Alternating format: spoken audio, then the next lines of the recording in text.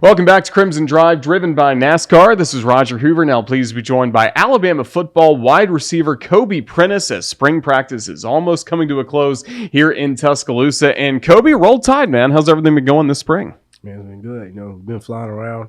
Got guys, man, that's just working very hard. It's a bit of a new system with the new head coach and all the new coaches that came in, but I like them. They're all positive. They don't tear you down when you mess up. They're all about just telling you what you need to do to fix the problem rather than So I really like this coach staff and how everything's been going. So it's been going good. We'll certainly get into all the changes that we've seen with Alabama football. I wanted to ask right out the gate, though, about one change for you. 1 year, number 80. The next year, number 6. What went into the number change for you? Well, number 80 in the league, it's a good number in the league. But right now, in this era, I didn't like it. I've always been a single digit guy, so that double digit, I just didn't feel like myself. So I had to go ahead and make that switch. I did. What was your high school number? I wore number 1 in high school. Okay. But even my freshman year in high school, they had me in 43. So I had to go and change that too. So it's just something about them, the double digit. I don't really like it. Certainly good. You're from Calera, Alabama. Did you grow up a big Crimson Tide fan? I did. I can't lie. I did not miss a game from when I was 10 years old all the way to, well, now, because I'm actually playing in them now. So, but yeah, I've been Crimson Tide through and through. Man, speaking of, how we got Jalen Milroe now.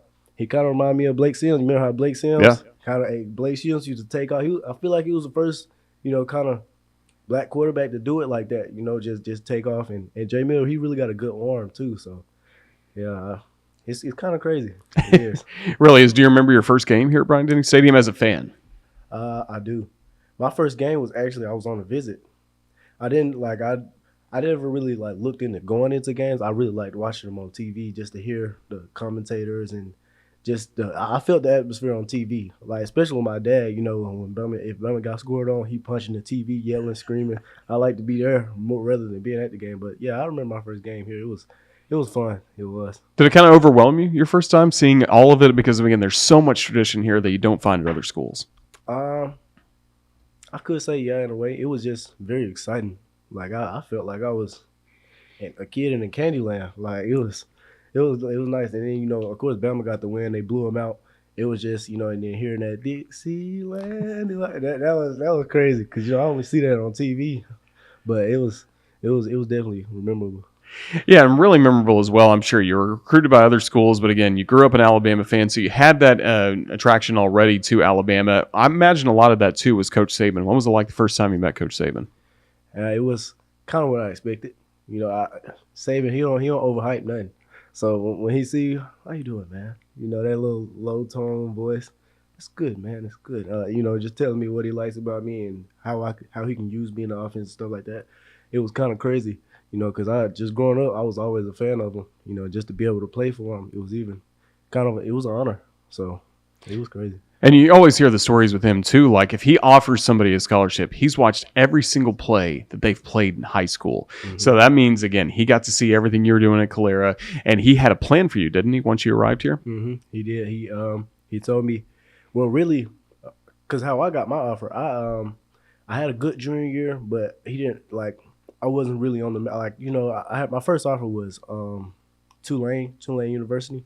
So, I came up here for a camp, and I ended up running a 4.35 at the camp, and then ended up just doing really well at the camp, and then I met with him. And at that time, he hadn't even watched my film, but I didn't know he offered me after that. Because, Saban, I feel like I've matured now, so I would have known that I got the offer now. But back then, he was kind of talking in his, Saban way, so I didn't know I had the offer until, after I left. But like you said, he does. He watches all our film, I thought that the way he talked, I thought that he was going to go watch my film and then decide to offer me. But, That's pretty cool. So, again, you have the decision to make. What was the deciding factor in order to come here to Alabama? Deciding factor? Mm-hmm. Man, I can't lie. It was just the offer. As soon as I got it, I had to jump on it. I did. But, hey, and why not? You coming to work, but I feel like you're going to work everywhere, Because, in high school, I'm thinking every school that's at the Division I level, they got good players, so you're gonna work wherever you go. So why not go compete against the best? You know, that's what I was thinking. That's really good. So you make the decision, you come to Alabama. What was that first summer like getting ready for a fall camp? First summer, getting ready for fall camp. Because I came in the summer. So before I got in, I was training with Mike McCoy. He used to play receiver here. He wore number 80, so he was first to do it at 80. So hey, that's why I liked 80 for real, because kind of representing for him. So, but anyways, Mike McCoy, that training right there, man, it's crazy. It is. It's intense. It gets you right though. It does, because he played here, so I guess he kind of implements some of that training into his whatever he teaches. So it kind of had me ready as far as strength and conditioning when I came in. So when I came in, I was just ready to go. I can't say that I had the experience that the other guys had, but I know that if I mess up, whatever I do, I'm gonna do it full speed. I'm gonna do it to the best ability I can do it, and that was just the mindset coming in. And then your name really emerged as fall camp went along, getting ready for that Utah State game 2022. You earn a starting role. What do you feel like you did those weeks leading up to the season to earn that starting job? Like I just said, learning the playbook, it was like, because we had Bill O'Brien. So Bill O'Brien's probably one of the smartest coaches I ever played for. I mean, he's got a complex mind when it comes to the offense, especially Bryce Young too. Bryce, he had a talk with me after probably the first 2 weeks. He was just telling me like I'm different, like telling me that I can really take off this year if I just stay locked in and stuff like that. And I'm not gonna sit here and act like I just learned the playbook that fast, but I knew coming in, whatever I do, if I mess up, I'm gonna mess up full speed, and that's kind of what led me to getting on the field. And that had to be a great moment for you because, again, you grew up an Alabama fan. You get to wear that jersey number 80 inside Bryant-Denny Stadium and play and start right away as a true freshman. What did that mean to you and your family that first game? It meant a lot. My mom, she kind of told me coming in, she was like, if you just put your trust in God and let him handle the rest, and if you do all you know to do, then he'll handle it. And that's what he did. So it meant a lot to my family. It made a lot of them proud, because, my family, they're all Alabama fans. I can't say all. I got a couple uncles that's on that Auburn side. But we don't talk about that. Yeah, we don't talk about that. But, yeah, so for the most part, yeah, it was very happy.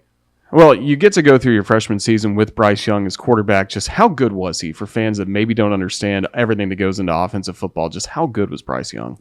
Man, Bryce was different. I can't lie. He was different.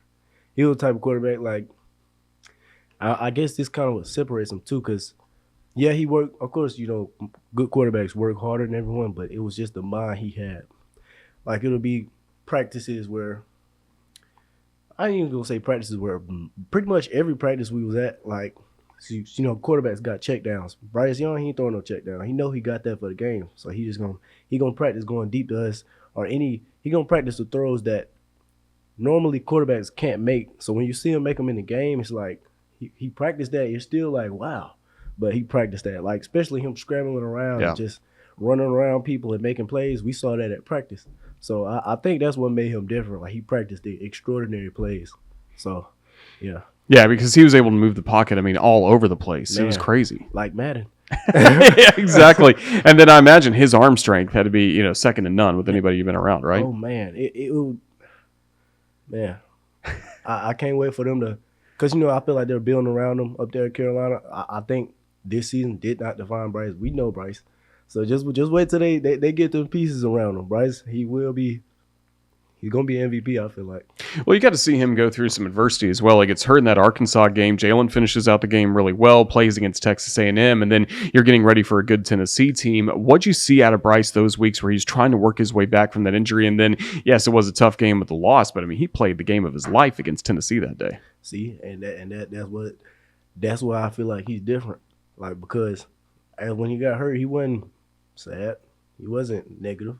He was cheering on J Mill and trying to coach him up the way he knew how to coach, like just having J Mill more relaxed. And he was, same old Bryce. Just like when we're down in any game, the same Bryce you're gonna get when we up 40 is the same Bryce you're gonna get when we down 20.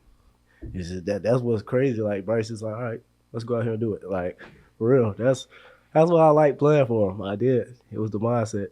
Yeah, really good freshman season for you again with the Crimson Tide. Then you get ready for the sophomore season. You get to go through, first of all, in the winter, the fourth quarter program. Just tell our fans how tough that fourth quarter program is. Hey, that fourth quarter is second to none. It's not a fourth quarter. It's I feel like it plays a big role in why Bama is Bama. because of just the hard work in fourth quarter. I mean, you kind of go in survival mode.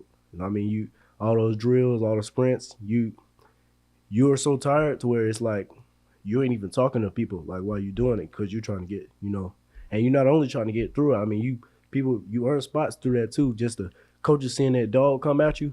The good ones, they don't just go through fourth quarter. While they're going through it, they're hyping up their teammates. They're jogging through drills. They're not bending over. They're not putting hands on their waist. So it was fourth quarter. It rained that dog out you. I bet you glad the new coaching staff has stuck with that. They have. Yeah, fourth quarter. It was definitely that this year too. So, man. That's really good. And again, as a sophomore, continuing to earn playing time, but this time it's with a new quarterback in Jalen Milroe. How'd you see him really take control of the offense as the season went along? Man, I think in the summer, what people don't know is, because it was a quarterback battle with him and Ty Simpson, which both to me are really good quarterbacks. They play different, but I like both of them. But J Mill, kind of his mindset came along like I think along the year as the year went on, no matter how he played, he stayed positive. He did. He wasn't negative or talking about, this, like blaming nothing on the O-line, blaming nothing on the receivers. He took full accountability, and I think that's what made him come into his own and become Jalen Milroe. Do you love watching him as a runner too? I do. And I can't wait for NCAA to come out so I can play with him.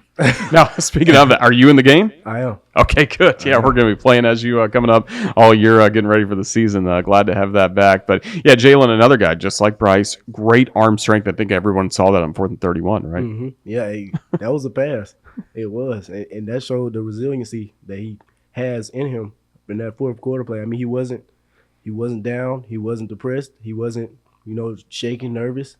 He showed up when we needed him to show up, and I think that's what great players do.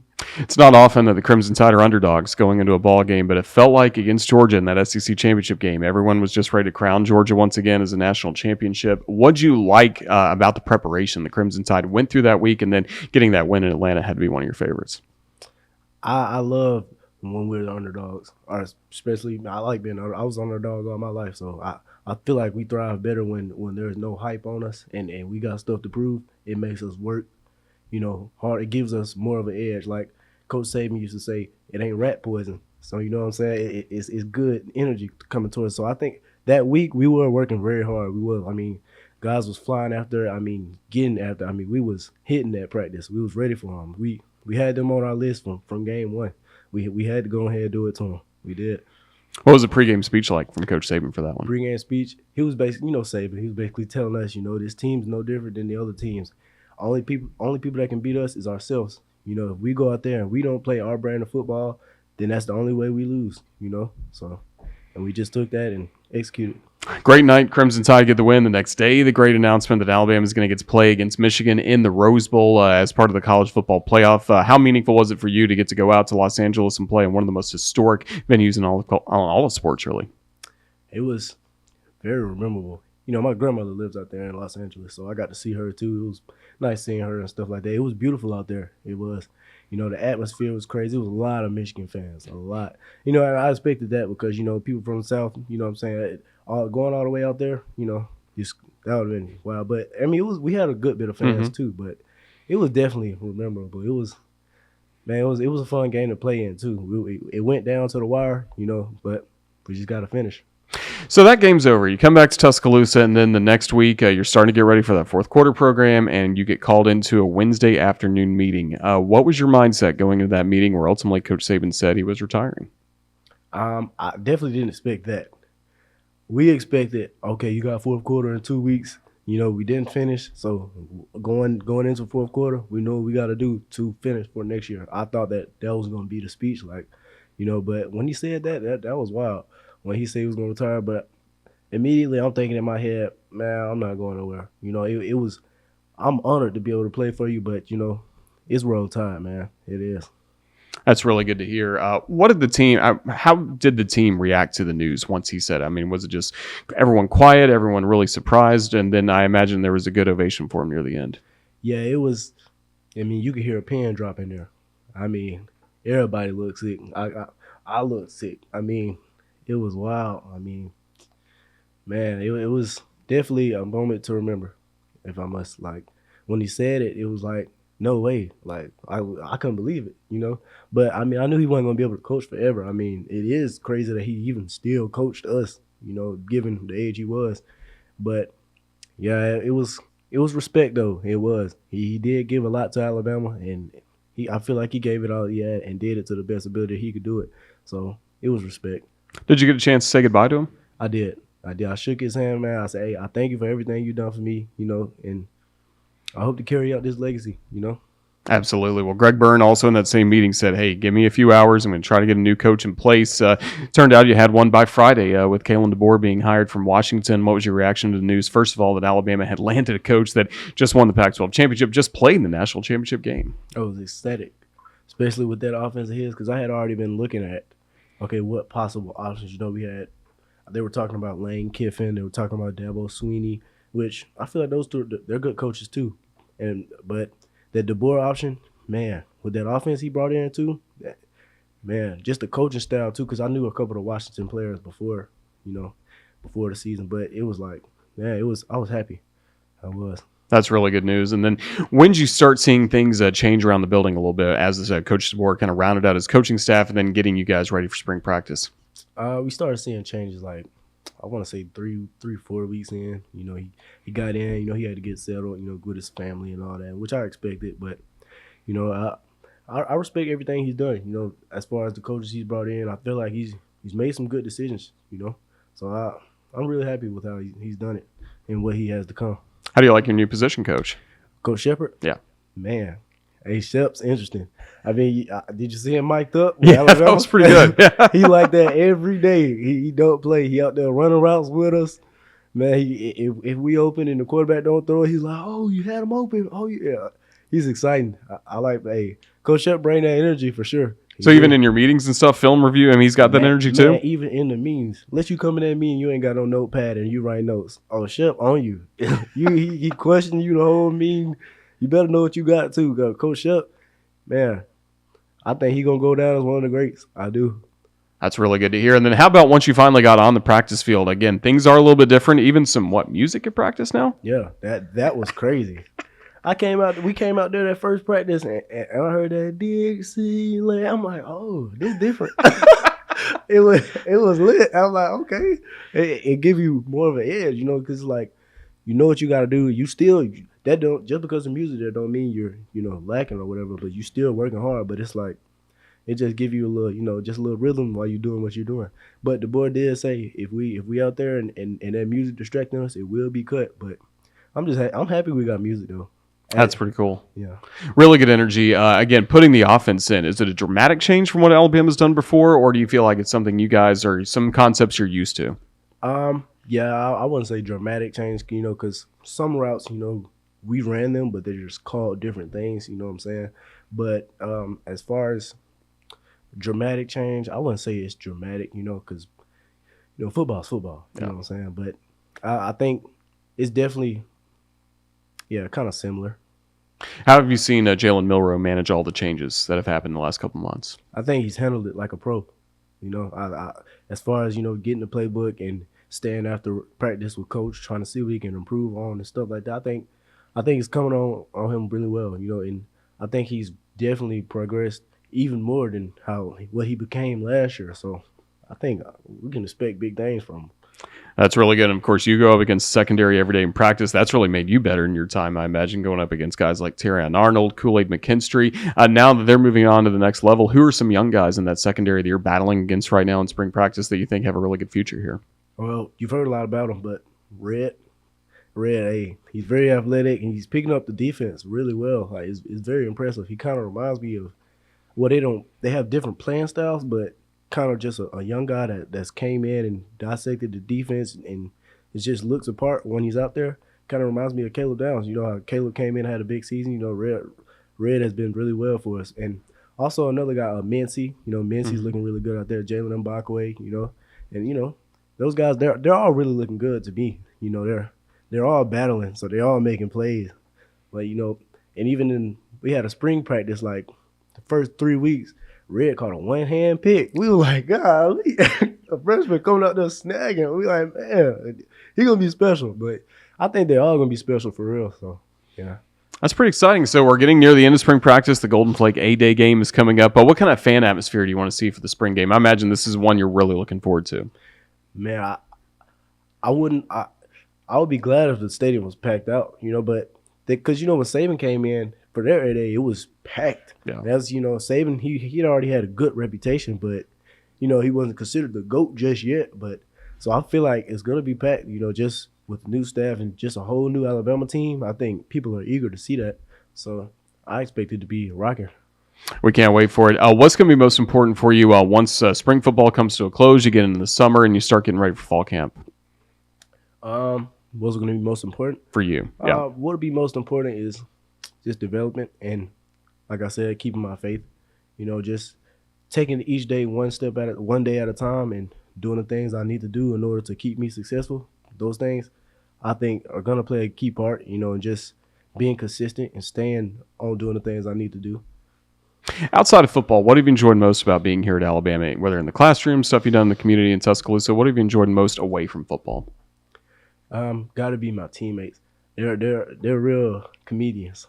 They are. And it's not just like a select group of them. It's like they all got their own personality. I hang out with kind of everybody on the team, just to get to know everybody on the team, and so we can go out there and play on one accord and have connection. I think that's what makes teams better when they're connected off the field as well as on the field. So I think definitely just hanging out with the guys off the field has been the best thing it has. And so you feel that connection on this team that we're going to see this fall? I do. I feel like everybody's gelling really well. We're all competing and making each other. We come in the locker room, you got Malachi saying, "Oh yeah, we on y'all today," and stuff like that. I think, the team's gelling really well. Well, that's really special. Well, again, we got a great football season to look forward to. The Golden Flake A-Day game coming up on April 13th. Kobe Prentice, it has been a blast getting to know you more, hearing your story of how you got to Alabama and what's ahead for you. Just thank you so much for your time with us this week on Crimson Drive. Roll Tide. Roll Tide.